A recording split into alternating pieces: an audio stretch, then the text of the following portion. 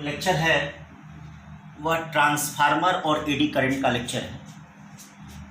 Transformer, सभी लोगों ने ट्रांसफार्मर देखा होगा, हर गली मोहल्ले में ट्रांसफार्मर होता है। पावर हाउस में भी आपने देखा होगा ट्रांसफार्मर।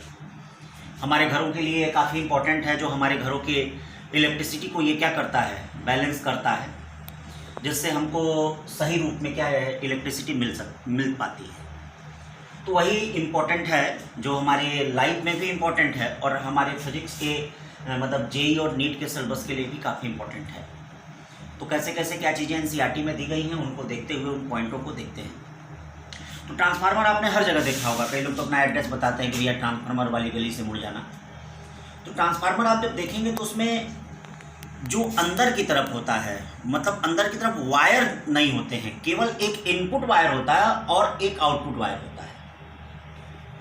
बीच में जो ट्रांसफार्मर का जो प्रिंसिपल होता है वो मूविंग ट्रांसफार्मर का जो प्रिंसिपल होता है वो म्यूचुअल इंडक्शन पे होता है। मतलब इंड्यूस्ड करके करंट वह क्या है प्राइमरी कॉइल से लेकर सेकेंडरी कॉइल तक क्या है पहुंच जाता है। बीच में कोई तार या कोई वायर क्या है ट्रांसफार्मर में नहीं लगा होता है। और सबसे बड़ी बात यह है कि ट्रांसफार्मर केवल एसी में काम करता है, यह डीसी में काम नहीं कर सकता है। जैसे अगर किसी बैटरी से जोड़ दिया जाए अगर किसी भी बैटरी से जोड़ दिया जाए ट्रांसफार्मर को, तो इसमें आउटपुट करंट हमें कुछ मिलेगी ही नहीं। अगर प्राइमरी से जोड़ दिया जाए तो आउटपुट मिलेगा ही नहीं। तो चाहे लेक्लांसी सेल होता है, चाहे वोल्टिक सेल होता है, चाहे ड्राई सेल होता है, किसी भी प्रकार के सेल से अगर ट्रांसफार्मर को कनेक्ट कर दिया जाए, मतलब डीसी से अगर ट्रांसफार्मर को जोड़ दिया जाए तो ये काम नहीं करेगा। और ट्रांसफार्मर एम्पलीफायर नहीं है। जैसे एम्पलीफायर क्या करता है, करंट भी बढ़ाता है, वोल्टेज भी बढ़ाता है, पावर भी बढ़ाता है। लेकिन ट्रांसफार्मर वोल्टेज को अगर बढ़ाएगा तो करंट को घटाएगा, करंट को अगर बढ़ाएगा तो वोल्टेज को घटाएगा। और पावर हमेशा ट्रांसफार्मर में घटता है। आइडियल केस में बराबर रहता है, बाकी नॉर्मल केसों में हमेशा आउटपुट पावर जो होता है इनपुट पावर से ट्रांसफार्मर में क्या होता है कम होता है। इसलिए इसको एम्पलीफायर हम नहीं कह सकते हैं। ट्रांसफार्मर में कोई मूविंग एलिमेंट नहीं होता है। जैसे ट्रांसफार्मर दिया है तो ट्रांसफार्मर में कोई मूविंग एलिमेंट नहीं होता है। इसलिए इसकी जो इफिशियंसी होती है मोटर जनरेटर की अपेक्षा इसकी इफिशियंसी क्या होती है, ज़्यादा होती है और अच्छी होती है इसकी इफिशियंसी। और ट्रांसफार्मर में जो इनपुट एसी होती है और जो आउटपुट एसी मिलती है, इनके फ्रीक्वेंसी में कोई चेंज नहीं होता है। इनकी फ्रीक्वेंसी हमेशा जो मतलब इनपुट एसी, देखिए वोल्टेज चेंज होगा, करंट चेंज होगा, लेकिन जो फ्रीक्वेंसी वहाँ पे प्राइमरी कॉइल में होगी वही फ्रीक्वेंसी क्या है सेकेंडरी कॉइल में होगी। विदाउट चेंज ऑफ फ्रीक्वेंसी ये क्या है वोल्टेज और करंट को बढ़ाता और घटाता है। तो आइए देखते हैं कि ट्रांसफार्मर होता किस तरह का है, क्या चीज़ें होती हैं और क्या है। इनका यूज काफ़ी ज़्यादा है, कई जगह इनका यूज होता है, खास करके हमारे यहाँ की इलेक्ट्रिसिटी को रेगुलेट करने में होता है। तो ये देखिए, ये है ट्रांसफार्मर। इस तरह का ये डायग्राम जो दिख रहा है ये ट्रांसफार्मर कहा जाता है। इस ट्रांसफार्मर में दो पार्ट होते हैं, एक शेल पार्ट होता है और एक कोर पार्ट होता है। शेल पार्ट में ये देखिए प्राइमरी और सेकेंडरी कॉइल होते हैं। ये कॉपर के कॉइल होते हैं। प्राइमरी और सेकेंडरी क्या है, कॉपर के कॉइल होते हैं। प्राइमरी कॉइलों को इनपुट एसी, ये देखिए इनपुट एसी, एसी का सिंबल भी इनपुट एसी से जोड़ा जाता है। और ये सेकेंडरी कॉइल है, इससे आउटपुट होता है, जो भी लोड रेजिस्टेंस होता है वो आपका यहाँ पर क्या है जोड़ा जाता है, आउटपुट होता है। इसको शेल पार्ट कहते हैं। इस प्राइमरी और सेकेंडरी के बीच का जो रेजिस्टेंस होता है वह इनफाइनाइट होता है। जो प्राइमरी और सेकेंडरी होता है, इस प्राइमरी और सेकेंडरी के बीच का जो रेजिस्टेंस होता है वह इनफाइनाइट होता है। प्राइमरी और सेकेंडरी के बीच का जो रेजिस्टेंस होता है वह इनफाइनाइट होता है। और यह लैमिनेटेड सॉफ्ट आयरन कोर होती है। लैमिनेटेड भाई, जैसे इसमें एडी करंट के इफेक्ट को कम करने के लिए लैमिनेटेड सॉफ्ट आयरन की कोर को यूज किया जाता है, ताकि रेजिस्टेंस सर्किट का सिस्टम का बढ़ जाए। और जब रेजिस्टेंस बढ़ जाएगा तो इंड्यूस्ड करंट वहां पे या एडी करंट वहां पे क्या हो जाएंगे, रिड्यूस हो जाएंगे। ठीक, तो आइए इन चीजों को देखते हैं क्या क्या चीजें हैं। ट्रांसफार्मर में it work in only AC not DC, इसको मैंने पहले ही बता दिया है। यह वर्क केवल एसी में करता है, नॉट डीसी में। If battery connected to its primary then output across secondary is always zero. अगर बैटरी को क्या किया जाए, प्राइमरी से जोड़ दिया जाए तो हमेशा सेकेंडरी से जो आउटपुट आएगा वह जीरो आएगा। It can not called amplifier, इसको एम्पलीफायर नहीं कहा जाता है। It has no power gain like transistor, क्योंकि ट्रांजिस्टर में पावर गेन होता है, इसमें कोई पावर गेन नहीं होता है। इसमें पावर ऑलवेज नॉर्मल केस में, नॉन आइडियल केस में पावर हमेशा घटता है।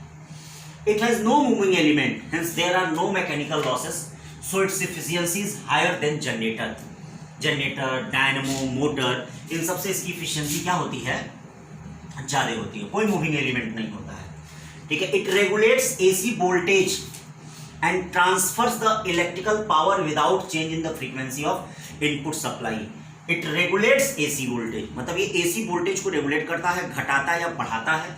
And transfer the electrical power, और इलेक्ट्रिकल पावर को ट्रांसफर करता है without change in frequency of input supply, मतलब फ्रीक्वेंसी में बिना चेंज किए हुए ये पावर को क्या करता है, एक जगह से दूसरे जगह तक सप्लाई करता है, ठीक है। प्रिंसिपल इसका क्या है, म्यूचुअल इंडक्शन पे बेस्ड है। प्रिंसिपल इसका म्यूचुअल इंडक्शन में बेस्ड है, ठीक है। तो इसको नोट कर लीजिए और फिर अब इसको देखते हैं। इट हैज टू पार्ट, ये दो पार्ट इसमें कौन कौन से होते हैं। चलो भाई अब देखते हैं कि ट्रांसफार्मर में कितने पार्ट होते हैं। जैसे अभी हमने बताया ही है कि ट्रांसफार्मर में दो पार्ट होते हैं। ये देखिए, ये एक प्राइमरी पार्ट होता है, सॉरी एक ये सेल पार्ट होता है, और ये जो लैमिनेटेड कोर जिसमें होते हैं वो कोर पार्ट होता है। तो कहा यह जाता है कि शेल पार्ट में इस consist of primary and secondary coil of copper, मतलब कॉपर का ये प्राइमरी और सेकेंडरी कॉइल रखता है, मतलब कॉइल जो होते हैं, ठीक है। और resistance between primary and secondary, क्योंकि बीच में तो कोई वायर नहीं होता है, सर्किट ओपन होती है। अभी मैंने आपको बताया था कि बीच में कोई वायर नहीं होता है, सर्किट ओपन होती है। तो प्राइमरी और सेकेंडरी के बीच का जो रेजिस्टेंस होता है वो क्या होता है, इनफाइनाइट। देखिए ये भी क्वेश्चन बनता है कंपटीशन में। ओपन सर्किट होने की वजह से प्राइमरी और सेकेंडरी के बीच का जो रेजिस्टेंस होता है वह इनफाइनाइट होता है। कोर पार्ट, ये जो कॉपर कॉइल होते हैं ये आपके लैमिनेटेड सॉफ्ट आयरन पे क्या लपेटे होते हैं, बड़े कस के लपेटे होते हैं। तो ये जो होता है ये कोर पार्ट होता है इसको कोर कहा जाता है। इसमें सॉफ्ट आयरन का हाई परमिबिलिटी का क्या होता है, यहाँ पे सॉफ्ट आयरन कोर होता है जिसपे ये वायर लपेटे होते हैं। अब ये ट्रांसफार्मर दो प्रकार का होता है। जैसे देखिए, एक ट्रांसफार्मर पावर हाउस वाला होता है और एक हर गली मोहल्ले में होता है। तो जहां बिजली का प्रोडक्शन होता है वहां से जब हम पावर को सप्लाई करते हैं तो हाई वोल्टेज लो करंट पे करते हैं। हाई वोल्टेज और लो करंट पे सप्लाई करने की वजह से हमारा जो वेस्टेज पावर का होता है वह काफी कम होता है, तो इसलिए उसको स्टेप अप ट्रांसफार्मर कहते हैं। और फिर गली मोहल्ले में एक ट्रांसफार्मर लगा होता है जिसको स्टेप डाउन ट्रांसफार्मर कहते हैं। गली मोहल्ले में एक ट्रांसफार्मर लगा होता है जिसको हम स्टेप डाउन ट्रांसफार्मर कहते हैं। और ये जो ट्रांसफार्मर होता है ये घरों में लो वोल्टेज पे और हाई करंट पे सप्लाई करता है, लो वोल्टेज और हाई करंट पे सप्लाई करता है। तो देखिए यहाँ पे ट्रांसफार्मर में दो प्रकार के हो गए। स्टेप अप ट्रांसफार्मर ये पावर हाउस वाला ट्रांसफार्मर हो गया।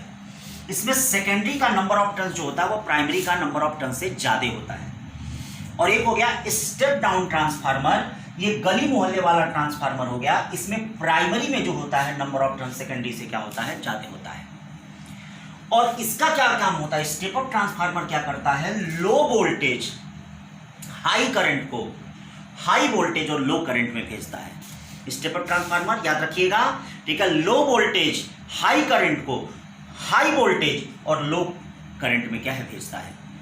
और ये क्या करता है, स्टेप डाउन ट्रांसफार्मर क्या करता है, हाई वोल्टेज लो करंट को हाई वोल्टेज लो करंट को लो वोल्टेज और हाई करंट में क्या है, भेजता है। लो वोल्टेज और हाई करंट में भेजता है। तो ये आपका क्या है, ट्रांसफार्मर के दो प्रकार हो गए, ठीक।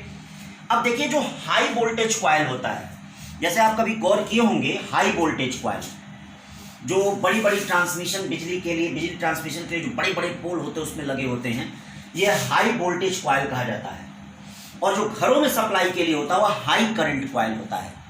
तो जो हाई वोल्टेज कॉइल होता है वह मोर नंबर ऑफ टर्न्स होते हैं, खूब नंबर ऑफ टर्न्स होते हैं, फेरों की संख्या, और मेड बाय थिन वायर, पतले वायरों से वो बनता है। और जो हाई करंट कॉइल होता है उसमें लेस नंबर ऑफ टर्न्स होते हैं, उनमें नंबर ऑफ टर्न्स क्या होती हैं, कम होती हैं, लेस नंबर ऑफ टर्न्स होता है। और made of the thick wire, और जो थिक मोटे तारों से वह क्या होता है, बना होता है, मोटे तारों से वह बना होता है। तो ये ट्रांसफार्मर में ये बातें ध्यान रखे रहिएगा, ठीक है। अब इसमें जरा देख लेते हैं ट्रांसफार्मर के लिए क्या क्या और मुख्य बातें हैं इसको नोट कर लीजिए, फिर और मुख्य बातों को देखते हैं। चलो ये ट्रांसफार्मर में कुछ और बातों को देखो। देखिए पावर ट्रांसमिशन हमेशा हाई वोल्टेज और लो करंट पे होता है। जो पावर ट्रांसमिशन होता है वो हमेशा हाई वोल्टेज और लो करंट पे होता है, ठीक। इससे वोल्टेज ड्रॉप और पावर लॉस क्या होता है, मिनिमम। ट्रांसमिशन हमेशा हाई वोल्टेज और लो करंट पे होता है। इससे क्या होता है, जब भी हाई वोल्टेज पे हम क्या है पावर को ट्रांसमिट करते हैं तो उस दशा में वोल्टेज ड्रॉप जो होता है वह कम होता है और पावर लॉस भी मिनिमम होता है। मान लीजिए वोल्टेज ड्रॉप क्या होगा, जैसे मान लीजिए लाइन करंट का मतलब जैसे पावर हाउस से अगर बिजली हमारे यहाँ सप्लाई हो रही है तो जो लाइन में करंट होगी और जो लाइन का रेजिस्टेंस होगा, यानी क्या हो जाएगा voltage drop IL into R. और पावर लॉस क्या होगा, जो लाइन करंट होगा उसका स्क्वायर इंटू क्या है जो लाइन रेजिस्टेंस होगा उसका प्रोडक्ट।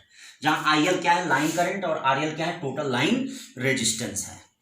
अब देखिए अगर मान लीजिए हमको यह पता चल गया पावर टू बी ट्रांसमिटेड, जैसे मान लीजिए किसी नगर को किसी शहर को हम कितना पावर ट्रांसमिट कर रहे हैं, कुछ भी 800 किलोवाट पावर सप्लाई कर रहे हैं, 900 किलोवाट पावर सप्लाई कर रहे हैं, तो अगर किसी नगर को हमको यह पता चल जाए कितना पावर हम ट्रांसमिट कर रहे हैं तो हम ये लाइन करंट निकाल सकते हैं। पावर टू बी ट्रांसमिटेड मतलब कितना पावर ट्रांसमिट किया गया है अपॉन लाइन वोल्टेज, इससे लाइन करंट निकाला जाता है। ये न्यूमेरिकल प्रॉब्लम के लिए ध्यान दीजिएगा, ठीक है। तो इस बात को ध्यान देना कि पावर ट्रांसमिशन हमेशा हाई वोल्टेज और लो करंट पे होता है, इससे वोल्टेज ड्रॉप और पावर लॉस मिनिमम होता है। अगर हमको लाइन करंट पता है, लाइन करंट कैसे पता करना पड़ेगा, पावर टू बी ट्रांसमिटेड मतलब नगर का शहर का पावर, किसका शहर का पावर जो भी नगर होगा नगर का अपॉन लाइन वोल्टेज। अगर हमें IL पता चल गया तो हम वोल्टेज ड्रॉप निकाल सकते हैं IL इंटू RL जहां टोटल लाइन का रेजिस्टेंस है।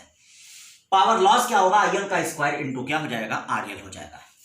अब देखिए यहां पर आइडियल ट्रांसफार्मर और नॉन आइडियल ट्रांसफार्मर दो चीजें पढ़नी है। आइडियल ट्रांसफार्मर तो रियल में तो होता नहीं है, लेकिन हाँ हमारे फिजिक्स के किताब में आइडियल ट्रांसफार्मर हमको पढ़ना है। देखिए हमेशा ध्यान दीजिए जो प्राइमरी और सेकेंडरी कॉइल होते हैं, ये प्राइमरी और सेकेंडरी कॉइल, इनमें रेट ऑफ चेंज ऑफ जो फ्लक्स होता है d∅dt ये दोनों आपस में बराबर होता है। मतलब इसमें जो d∅dt होगा वही d∅dt क्या है इसमें भी होगा, लेकिन टर्न्स की संख्या क्या होती अलग अलग होती है। तो जब नंबर ऑफ टर्न्स की संख्या अलग अलग होती है तो प्राइमरी और सेकेंडरी वोल्टेज भी अलग अलग होते हैं, ठीक। तो मान लीजिए प्राइमरी अगर कोई कॉइल है तो उसमें जो प्राइमरी वोल्टेज है EP equal to minus NP d∅dt इसमें rate of change of magnetic flux है। और जो सेकेंडरी कॉइल है ES equal to minus NS d∅dt, जहां NS क्या है नंबर ऑफ टर्न्स है और d∅dt क्या है rate of change of magnetic flux है, rate of change of magnetic flux है। तो यहां ES अपॉन EP क्या आएगा, ध्यान दीजिए ES upon EP equal to NS upon NP, ठीक है। इसी को N और P कहते हैं। N का मतलब होता है टर्न रेशियो और P का मतलब होता है ट्रांसफॉर्मेशन रेशियो। मतलब सेकेंडरी का वोल्टेज अपॉन प्राइमरी का वोल्टेज इक्वल टू सेकेंडरी का नंबर ऑफ टर्न्स और प्राइमरी के नंबर ऑफ टर्न्स। देखिएगा इसी से आपका न्यूमेरिकल प्रॉब्लम बन जाता है जो कंपटीशन का आता है, मतलब इसी से। चूंकि हम आइडियल ट्रांसफार्मर की बात कर रहे हैं तो आइडियल ट्रांसफार्मर में क्या होगा, इसकी एफिशिएंसी 100% है। तो जो इनपुट पावर होगा मतलब जो इनपुट पावर होगा वही यहाँ पे आउटपुट पावर भी होगा। ऐसा रियल में नहीं हो सकता, ऐसा सिर्फ फिजिक्स की बुक में हो सकता है जो हमारे न्यूमेरिकल प्रॉब्लम में आता है। तो जो इनपुट पावर होता है वो आउटपुट पावर के बराबर होगा। इनपुट पावर कितना होगा, EP IP equal to ES IS, EP IP equal to ES IS। ये देखिए इनपुट पावर हो गया। अब EP upon ES equal to क्या हो गया, IS अपॉन IP। और यहां से देखिए एक और रिलेशन मिल रहा है, ठीक है। EP और ES का रेशियो IS अपॉन IP हो गया। एक और रिलेशन मिल रहा है ES upon EP equal to NS upon NP IP upon IS, IP upon IS। ये N और P हो गया, N और P हो गया, ठीक है। N और P, N का मतलब टर्न रेशियो और P का मतलब क्या, ट्रांसफॉर्मेशन रेशियो। तो अब यहां से आपका न्यूमेरिकल प्रॉब्लम बन सकता है। हो सकता है सेकेंडरी का नंबर ऑफ टर्न्स दे दे, प्राइमरी का दे दे, प्राइमरी वोल्टेज दे दे, सेकेंडरी का आपका क्या है वोल्टेज पूछ दे, आप इससे लगा दीजिए। हो सकता है आपको क्या है आउटपुट पावर दे दे, और प्राइमरी क्या है वोल्टेज दे दे, तो आप इस इक्वेशन से क्या करेंगे, आप प्राइमरी करंट निकाल लेंगे। हो सकता है आपको प्राइमरी करंट दे दे, सेकेंडरी करंट दे दे, प्राइमरी नंबर ऑफ टर्न्स दे दे और सेकेंडरी नंबर ऑफ टर्न्स पूछ दे, तो आप इस रिलेशन से निकाल सकते हैं। तो ये रिलेशन काफी इंपॉर्टेंट है, इसको ध्यान रखिएगा। फिर देखिए रियल ट्रांसफार्मर के लिए क्या होता है। रियल ट्रांसफार्मर के लिए एफिशिएंसी 100% नहीं होती है, मतलब जो घरों में यूज होता है उसके लिए एफिशिएंसी 100% नहीं होती है, ठीक है। तो यहाँ इनपुट पावर कभी भी आउटपुट पावर के बराबर नहीं होता है, मतलब हमेशा यहाँ पे जो आउटपुट पावर होता है वो लेस देन इनपुट पावर होता है, और कभी भी input power not equal to क्या होता है, आउटपुट पावर। हमेशा आउटपुट पावर लेस देन क्या होता है, इनपुट पावर होता है। तो इफिशियंसी ऑफ ट्रांसफार्मर जो होता है eta equal to P out upon P in या ES IS upon EP IP into कितना 100 हो गया, ठीक है। ये इफिशियंसी ऑफ ट्रांसफार्मर हो जाता है, ठीक है भाई। इससे भी आपके न्यूमेरिकल प्रॉब्लम देंगे, जैसे इफिशियंसी दे देगा 60% दे देगा, प्राइमरी वोल्टेज दे देगा, प्राइमरी करंट दे देगा, सेकेंडरी करंट दे देगा, हो सकता है सेकेंडरी वोल्टेज आपसे पूछा जाए, तो आप इस रिलेशन का क्या है यूज कर लेंगे। तो ये तीन इंपॉर्टेंट फार्मूला। पहला इंपॉर्टेंट फार्मूला आपका ये पूरा सेक्शन, दूसरा इंपॉर्टेंट फार्मूला आपका ये, और तीसरा इंपॉर्टेंट फार्मूला आपका ये हो गया ट्रांसफार्मर में। अब इन तीनों पे ही देखिएगा सारे न्यूमेरिकल प्रॉब्लम, चाहे एनसीईआरटी के होंगे, चाहे नीट के आए होंगे, चाहे जे के आए होंगे, इन तीनों पे ही होंगे, ठीक है। अब हम लोग ट्रांसफार्मर में देख लेंगे कौन कौन सा कॉमन लॉस होगा, उसको आप लोग नोट कर लीजिए, फिर देखा जाए कि कौन कौन सा कॉमन लॉस होगा ट्रांसफार्मर पे। ओके, ट्रांसफार्मर देखते हैं, कॉमन लॉसेस इन ट्रांसफार्मर। कौन कौन से कॉमन लॉस होते हैं? देखिए ट्रांसफार्मर में कॉपर लॉस होता है, कॉपर और जूल हीटिंग लॉस होता है। दूसरा आपका फ्लक्स लीकेज लॉस होता है। तीसरा हिस्टेरेसिस लॉस होता है, और चौथा एडी करंट लॉस होता है। ट्रांसफार्मर में कोई मैकेनिकल लॉस नहीं होता है, because there is no moving element, इसलिए transformer is the best with the comparison of the क्या, मोटर एंड जनरेटर। तो ये जो कॉपर और जूल हीटिंग इफेक्ट होता है वो इस सेल पार्ट में पाया जाता है। सेल मतलब ये तारों में होता है, मतलब कहाँ पाया जाता है, वेयर, देखिए वेयर, सेल पार्ट में पाया जाता है। रीजन क्या होता है इसका? रीजन क्या है? Heating effect of current. अब जानते हैं कि Joule heating effect of current H equal to I square RT। Joule heating effect of current H equal to I square RT। Reason क्या है? यूज थिक कॉपर वायर, मोटा तार use किया जाए, मतलब ये जो तार यूज किए जाए, ये जो तार है ना, ये जो तार है ये मोटे तार यूज किए जाए। मोटे तार यूज करने से क्या होगा? देखिए मोटा तार यूज करने से क्या होगा, resistance inversely proportional to area होता है। जो तार मोटा होगा उसका एरिया ज्यादा होगा, उसका रेजिस्टेंस कम होगा, और जिसका रेजिस्टेंस कम होगा H equal to I square RT के अनुसार, जिसका रेजिस्टेंस कम होगा उसमें हीट लॉस क्या होगा, कम होगा। उसमें हीट लॉस क्या होगा, कम होगा। बातें समझ में आ रही है? दूसरा क्या होता है? Flux leakage loss. Flux leakage loss क्या होता है? जैसे मान लीजिए तार है, तो तार को जब लपेटा जाता है, जैसे तार को मान लीजिए कोर पार्ट पे लपेटा जाता है, तो इनके बीच में गैप आ जाता है। जैसे तार को कोर पे लपेटा जा रहा है, ऐसे लपेटा जा रहा है, तो ये देखिए इनके बीच में गैप आ जाता है। अब इस गैप से वो जो फ्लक्स होता है वो लीक करने लगता है, ठीक है। मतलब कहाँ हो जाता है? ये भी शेल पार्ट में ही पाया जाता है, due to air gap between coil and core part. Air gap between coil and core part. अब इसका क्या उपचार है? इसका सबसे अच्छा उपचार है दही के एकदम टाइट कस दीजिए, एकदम टाइट कस दीजिए। जब टाइट कस देंगे तो कोई गैप ही नहीं रहेगा और वहां पर फ्लक्स लीकेज नहीं होगा। आप बस अच्छे से क्या है, मेंटेन कर सकते हैं। फिर तीसरा हिस्टेरेसिस पार्ट जो होता है वो कोर पार्ट में आता है। ये जो कोर पार्ट होता है उसमें हिस्टेरेसिस लॉस आता है। आपको हिस्टेरेसिस, ठीक है, ये क्यों होता है कि जैसे देखिए इसमें मैग्नेटाइजेशन और डीमैग्नेटाइजेशन होता है। चूंकि अल्टरनेटिंग वोल्टेज होता है, तो अल्टरनेटिंग वोल्टेज के कारण यहाँ पर मैग्नेटिक फील्ड परिवर्तित होती है। तो जब मैग्नेटिक फील्ड परिवर्तित होती है तो मैग्नेटाइज्ड और डीमैग्नेटाइज्ड होता है, मैग्नेटाइज्ड और डीमैग्नेटाइज्ड होता है due to alternating magnetic field. अब इस मैग्नेटाइजेशन और डीमैग्नेटाइजेशन के कारण इसमें हिस्टेरेसिस लॉस होने लगता है, तो ये भी एक प्रकार का लॉस है। अब इसको कैसे दूर कर सकते हैं? जो सॉफ्ट आयरन होता है, सॉफ्ट आयरन या परमेलॉय, सॉफ्ट आयरन या परमेलॉय, परमेलॉय में आयरन 22% रहेगा, निकेल 72% होता है। इसकी रिटेंटिविटी लो होती है और कोर्सिविटी लो होती है। तो लो रिटेंटिविटी और लो कोर्सिविटी का मटेरियल यूज करके हम क्या कर सकते हैं, इसको दूर कर सकते हैं, हिस्टेरेसिस लॉस को। फिर क्या आता है? Eddy current loss. यह एडी करंट लॉस किस में पाया जाता है? ये कोर पार्ट में पाया जाता है। किस में पाया जाता है? इन कोर पार्ट। देखिए कोर पार्ट में पाया जाएगा। ये भी किसके कारण होता है? Alternating magnetic field. जैसे एडी करंट क्या होता है? वेरिएबल मैग्नेटिक फील्ड में अगर कोई बल्क पीस रख दिया जाए, वेरिएबल मैग्नेटिक फील्ड में अगर कोई बल्क पीस रख दिया जाए तो उसमें क्या होता है? हाई इंड्यूस्ड करंट फ्लो करने लगता है। और ये हाई इंड्यूस्ड करंट क्या होता है? कंडक्टर को हीट कर देता है, जो जला देता है। तो alternating magnetic field B = B0 sin omega T. कैसे दूर करेंगे? To minimise using laminated soft iron core. ये देखिए एक पे दूसरे को लैमिनेट कर देते हैं सॉफ्ट आयरन कोर को।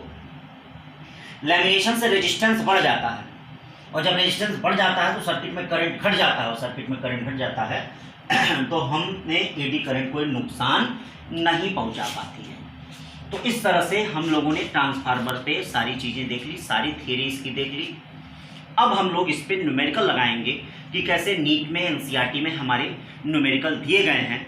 और हमने आपको बताया कि न्यूमेरिकल के लिए 3 कॉन्सेप्ट का यूज करना है, एक आइडियल ट्रांसफार्मर का, एक नॉन आइडियल ट्रांसफार्मर का, एक वोल्टेज लाइन वोल्टेज ड्रॉप और पावर लॉस जो होता है उसको ध्यान देना है। ठीक है, इन बातों को ध्यान देंगे तो फिर न्यूमेरिकल प्रॉब्लम आसानी से लग जाएंगे। चलिए अब न्यूमेरिकल लगाया जाए। तो क्वेश्चन को देख रहे हो, नीट का एक प्रॉब्लम है, correct transformer having efficiency 90%, efficiency 90% जो दिया गया उसको नोट कर लो भाई, यानी एफिशिएंसी 90/100 हो गया। फिर कर रहा है वर्किंग ऑन 200 वोल्ट, 200 वोल्ट पे वर्किंग कर रहा है, इसका मतलब प्राइमरी का वोल्टेज जो हो गया वह 200 वोल्ट हो गया। एंड 3 किलोवाट इनपुट पावर जो हो गया वह कितना हो गया? इनपुट पावर EPIP = 3 किलोवाट, 3 × 10⁻³ वाट इनपुट पावर हो गया। If current in the secondary coil, secondary coil दिया गया है 6 एम्पियर। ये देखो सेकेंडरी कॉइल में करंट जो दिया गया है वह कितना दिया गया है? 6 एम्पियर दिया गया है सेकेंडरी कॉइल में। The voltage across secondary coil and current in the primary coil, मतलब आपसे ES पूछा जा रहा है और आपसे IP पूछा जा रहा है, सारी चीज़ें आपसे ये पूछी जा रही हैं। तो जो दिया गया है उसको दिया हमने नोट कर लिया। एफिशिएंसी 90% है, प्राइमरी वोल्टेज 200 वोल्ट है, इनपुट पावर EPIP है 3 × 10⁻³ वाट। सेकेंडरी करंट जो है वह 6 एम्पियर है। सेकेंडरी वोल्टेज क्या है और ये देखिए ये प्राइमरी करंट क्या है। ठीक है, तो वोल्टेज अक्रॉस सेकेंडरी। तो सबसे पहला काम हम इसमें क्या करते हैं? सबसे पहला काम हम देखिए इनपुट पावर, इनपुट पावर क्या होता है? ये देखिए इनपुट पावर = IPEP = 3000। ये देखिए IP एकदम धड़ल्ले सही से आ जाएगा। IP कितना है? 200 हो गया और ये 3000, या IP = 0.00, ये 15 एम्पियर आ गया कि नहीं?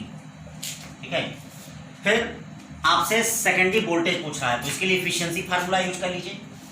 बताइए एफिशिएंसी क्या होता है? ये नॉन आइडियल ट्रांसफार्मर है, तो नॉन आइडियल ट्रांसफार्मर है तो एफिशिएंसी क्या हो जाएगा? P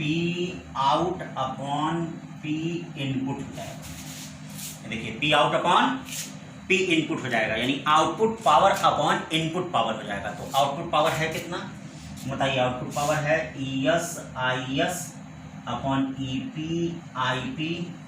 एफिशिएंसी कितनी है? 90/100। ES फाइंड करना है, IS कितना दिया है? 6, EP कितना दिया गया है? 200, और IP कितना दिया गया है? IP यह इनपुट पावर तो दिया ही था, डायरेक्ट रख सकते हैं। अब यहाँ से देखिए ES की वैल्यू आप सॉल्व कर लेंगे, 450 वोल्ट।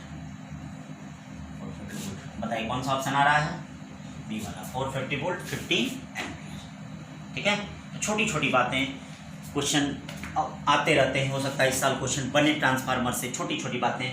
और हमेशा याद रखें जब भी जैसे यही क्वेश्चन अगर रहे और कह दे DC से कनेक्ट है, देखिए कभी कभी होता आया हुआ है क्वेश्चन नीट में भी, जेई में भी, IIT में भी है कि यही क्वेश्चन रहेगा, सब कुछ लिखा रहेगा और कह देगा DC से कनेक्ट है, तो याद रखना कोई आंसर नहीं होगा, सब आउटपुट क्या मिलेगा?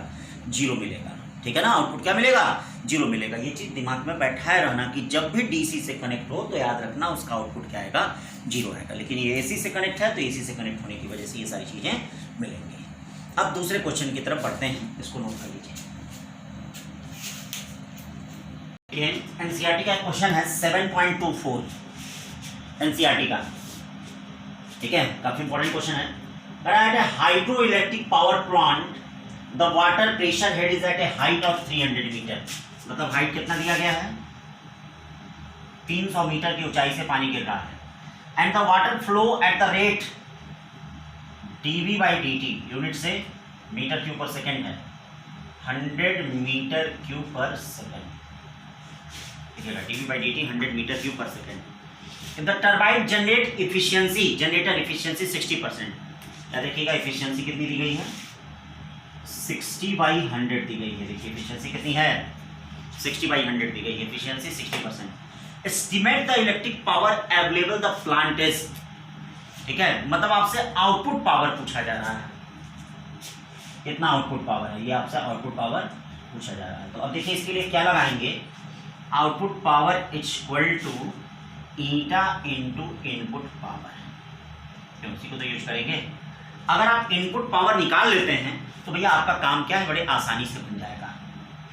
तो इनपुट पावर कैसे निकलेगा, क्या चीजें हैं इनपुट पावर में, जरा देख लेते हैं। इनपुट पावर के लिए, इनपुट पावर में लिए आपको क्या जरूरी है, इनपुट पावर, पावर क्या होता है, इनपुट पावर, पावर क्या होता है, वर्क अपॉन टाइम। वर्क यहां क्या हो जाएगा, mgh अपॉन क्या, टाइम, mgh अपॉन क्या हो जाएगा, टाइम हो जाएगा, mgh अपॉन कितना, टाइम हो जाएगा। मास क्या होता है, वॉल्यूम इनटू डेंसिटी, मास क्या होता है, volume into density upon time. या आप देखिए ये क्या हो जाएगा, ρgh dV/dt, ठीक है, इनपुट पावर निकल गया कि नहीं।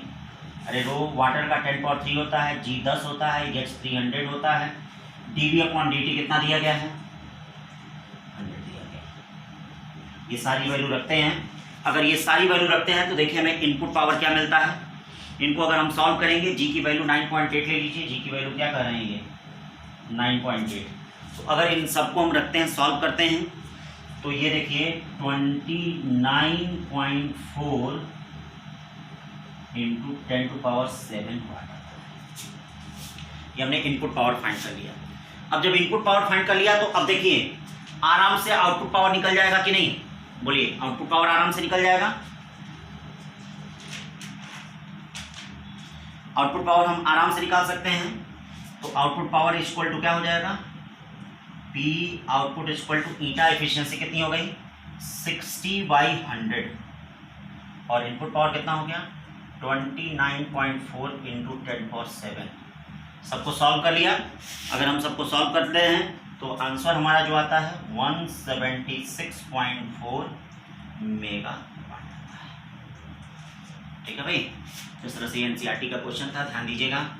पानी क्या है, टरबाइन पे किसी गिर रहा है, कितने 300 मीटर की ऊंचाई से, रेट जो है पानी का क्या है 100 मीटर क्यूब पर सेकेंड है। तो हम टरबाइन का इनपुट पावर निकाल देते हैं। इनपुट पावर क्या होगा, वर्क अपॉन टाइम। वो वर्क कितना होगा mgh अपॉन टाइम।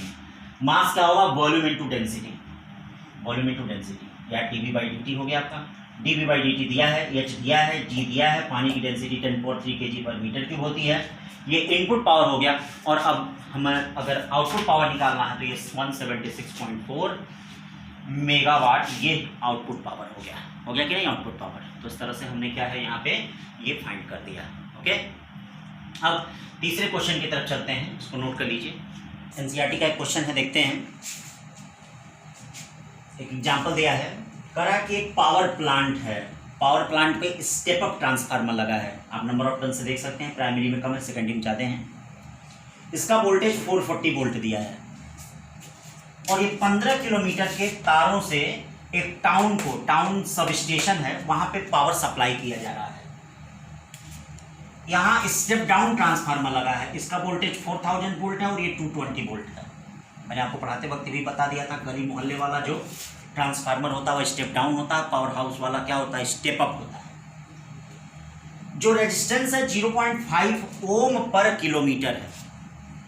तो कह रहा है एस्टिमेट लाइन पावर लॉस, मतलब कितना पावर लॉस हुआ है in the form of heat.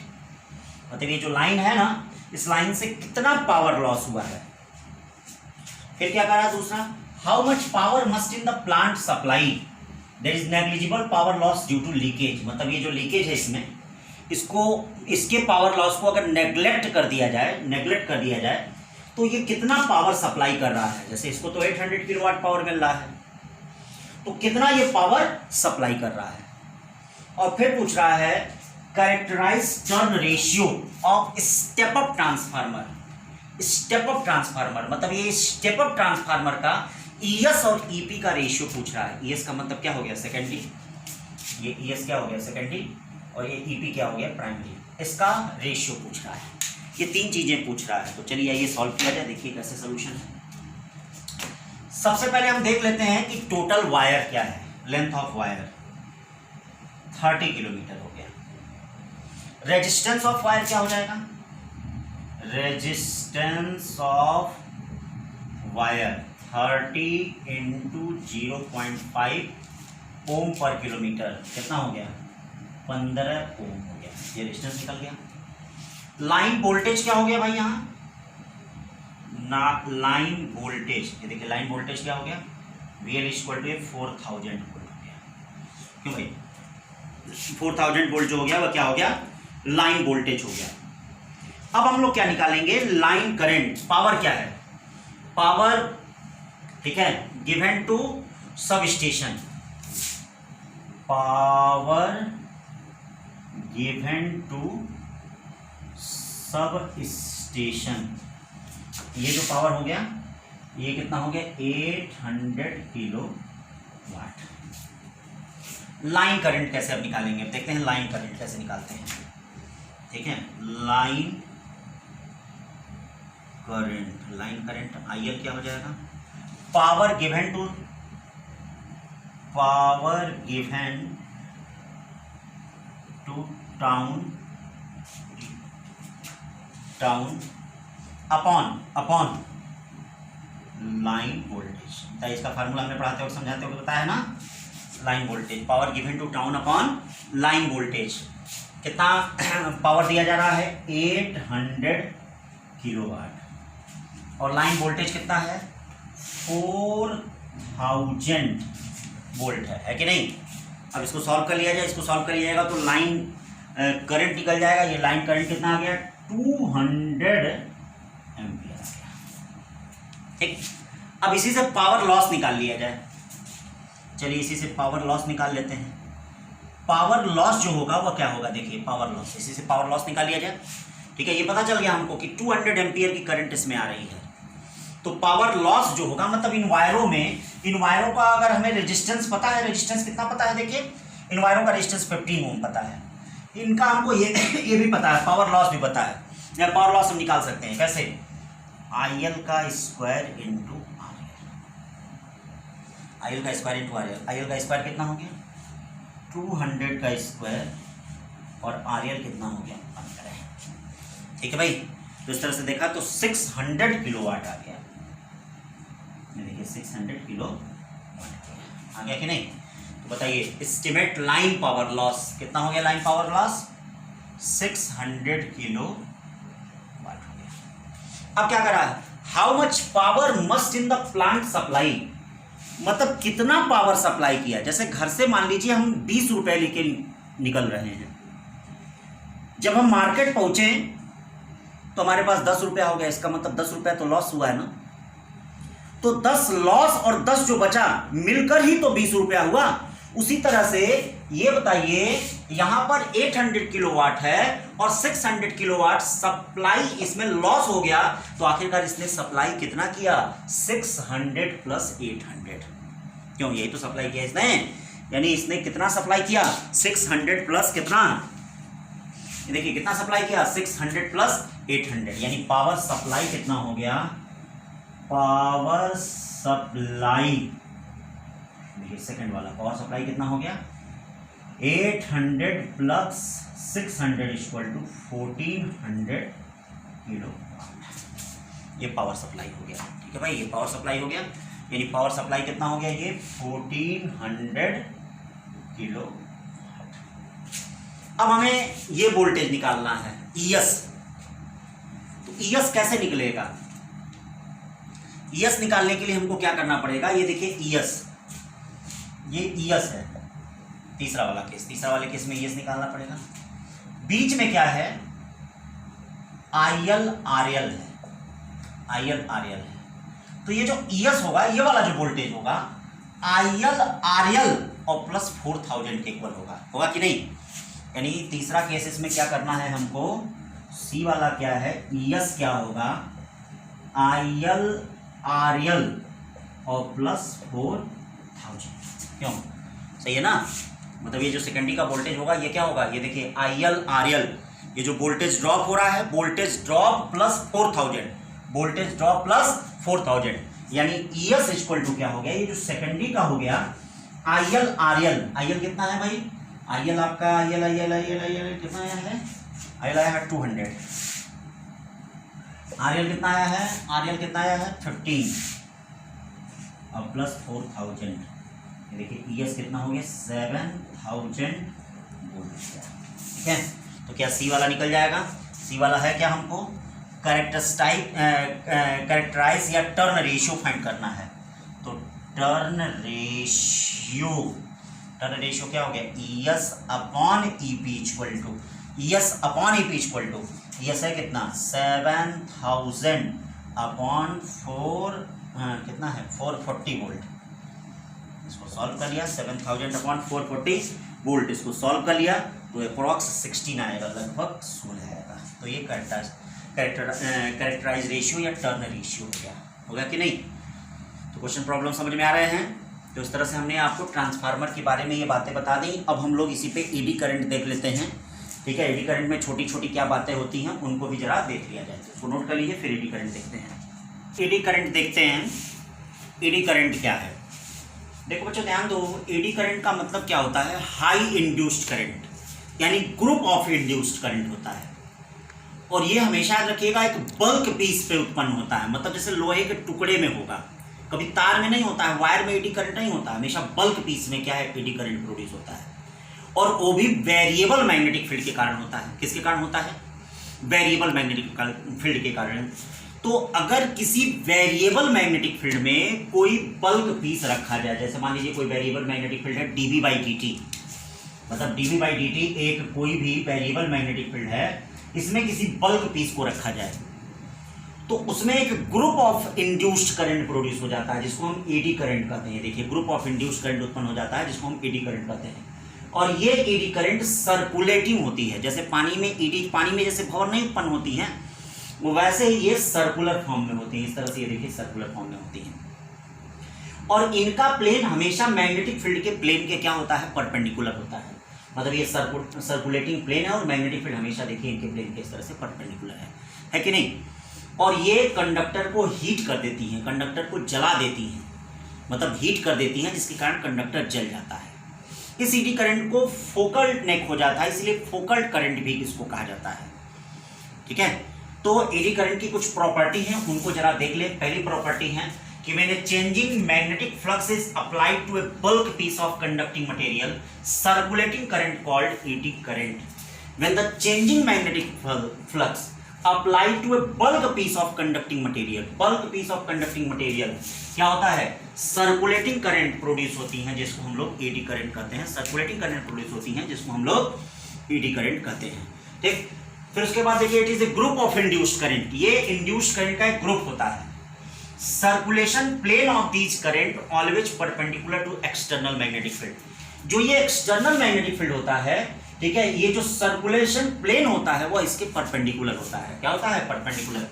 और these current are produce only in close path, ठीक है, विन द एंटायर वॉल्यूम, पूरे वॉल्यूम में होता है, बल्क पीस के पूरे वॉल्यूम में होता है, and on the surface of material, और मटेरियल के सरफेस पे भी उत्पन्न होती है, वॉल्यूम में भी उत्पन्न होती है और मटेरियल के सरफेस पे भी उत्पन्न होती है। Due to these induced current a strong eddy force acts on the metal, strong eddy force acts on the metal which always oppose the translative और rotative motion। मतलब इसके कारण एक स्ट्रॉन्ग एडी फोर्स लगता है जो हमेशा रोटेशन या ट्रांसलेटिव मोशन का क्या है, अपोज करता है, ठीक है। ये लेंज लॉ है, ठीक है, देखिए ये लेंज लॉ के अकॉर्डिंग है। फिर एडी करंट में कॉज अनवांटेड डैम्पिंग इफेक्ट, ये अनवांटेड डैम्पिंग इफेक्ट भी क्या है, कॉज करती हैं, ठीक है। एडी करंट में कॉज अनवांटेड डैम्पिंग इफेक्ट, ये इसकी कुछ प्रॉपर्टी हो गई, ठीक है। अब एडी करंट को रिड्यूस कैसे किया जा सकता है, एडी करंट को रिड्यूस करने के लिए, ठीक है, सबसे पहला चीज, अगर किसी तरह से हम सिस्टम का रेजिस्टेंस बढ़ा दें, अगर हम रेजिस्टेंस बढ़ा देते हैं तो एडी करंट क्या हो जाती है, कम हो जाती है। तो सिस्टम का अगर हम रेजिस्टेंस बढ़ा देते हैं तो एडी करंट को हम रिड्यूस कर सकते हैं, पहला रीजन हो गया। दूसरा कारण क्या हो गया, दूसरा हम किस तरह से कम कर सकते हैं, स्लॉटिंग प्रोसेस, मतलब मेटल पीस के कुछ अंश को काट दें। और तीसरा लैमिनेटेड प्रोसेस, अगर हम लैमिनेट कर दें, एक के ऊपर एक को जोड़ दें, तो लैमिनेटेड प्रोसेस से भी हम एडी करंट को क्या कर सकते हैं, रिड्यूस कर सकते हैं। तो चलिए इसको नोट कर लीजिए, नोट करने के बाद देख लीजिएगा मिनिमाइजेशन ऑफ एडी, ठीक है, minimisation of eddy current, minimisation of losses due to eddy current. ऐसा नहीं है कि एडी करंट से लॉस होता है, एडी करंट से प्रॉफिट भी है, हम लोग को बहुत ज़्यादा ये फायदेमंद भी है, ठीक है। हर बुरी चीज़ को, नेगेटिव एनर्जी को अगर हम यूज करें तो उसके फायदे भी बहुत ज़्यादा हैं। तो इसको कम कैसे किया जा सकता है, जैसे ट्रांसफार्मर के लिए क्या है, बहुत खतरनाक होता है, ट्रांसफार्मर को एडी करंट जला देता है। तो भाई हम इसको मिनिमाइज कैसे कर सकते हैं, मिनिमाइज करने के लिए जैसे स्लॉटिंग प्रोसेस, मेटल पीस को हम क्या करें, इस तरह से कट कर दें, ये पार्ट इसका कट कर दें, जैसे स्क्वायर शीट है, देखिए इस तरह से हमने कट कर दिया। तो जब कट कर दिया तो जो ईडी करंट है, उस ईडी करंट को ज्यादा पाथ तय करना पड़ता है। अब ज्यादा पाथ तय करने के कारण ये कमजोर हो जाती है और वीक हो जाती है। देखिए खत्म नहीं होगी, हाँ वीक हो जाएगी, कमजोर हो जाएगी। दूसरा लैमिनेशन, जैसे मान लीजिए कोई बल्क पीस है, तो इस बल्क पीस में देखिए हाई इंड्यूस हो रहा है। अब इस बल्क पीस को ऐसे ना बनाया जाए, लैमिनेट करके, मतलब ऐसे जोड़ जोड़ करके, कई स्क्वायर शीट को जोड़ करके बनाया जाए, देखिए कई स्क्वायर शीट को जोड़ करके बनाया जाए। तो इससे क्या होता है, सिस्टम का रेजिस्टेंस बढ़ जाता है। जब सिस्टम का रेजिस्टेंस बढ़ जाता है तो करंट ऑलरेडी क्या होती है, डिक्रीज कर जाती है, खत्म नहीं होती है, डिक्रीज कर जाती है लैमिनेशन से, ठीक। फिर इसमें देखिए application of eddy current, eddy current के कई चीजों में, ठीक है, आज लाभ भी है, जैसे इंडक्शन फर्नेस, बड़ी बड़ी जो भट्टियां होती हैं जिनमें रॉ मटेरियल को बहुत कम समय में ही हम मेल्ट करा देते हैं, वो इंडक्शन फर्नेस होता है। या घरों में जो इंडक्शन चूल्हे चले हैं वह इसकी एप्लीकेशन पे बेस्ड है। Dead beat galvanometer, electric brakes, जो ट्रेन वेन के क्या होते हैं या मेट्रो के क्या होते हैं, इलेक्ट्रिक ब्रेक्स होते हैं जो बड़े तेजी से अप्लाई किए जाते हैं और गाड़ी रुक जाती है तुरंत। और इंडक्शन मोटर, स्पीडोमीटर, कार का, बाइक का जो स्पीडोमीटर होता है, energy meter, energy meter, डायाथर्मी, डायाथर्मी, deep heat treatment of body, जैसे बॉडी के अंदर जो डीप हीट ट्रीटमेंट किया जाता है, इन सब चीज़ों में इसका क्या होता है, एप्लीकेशन होता है, यूज होता है, ठीक है भाई। तो इस तरह से हमने एडी करंट का एग्जांपल देख लिया। अब ट्रांसफार्मर और एडी करंट हो गया, इस पे जो क्वेश्चन था, प्रॉब्लम था, कॉन्सेप्ट था, वो मैंने आपको बता दिया, ठीक है। इस चीज़ को बार बार पढ़ते रहिए और आज के लिए बस इतना ही। Thank you.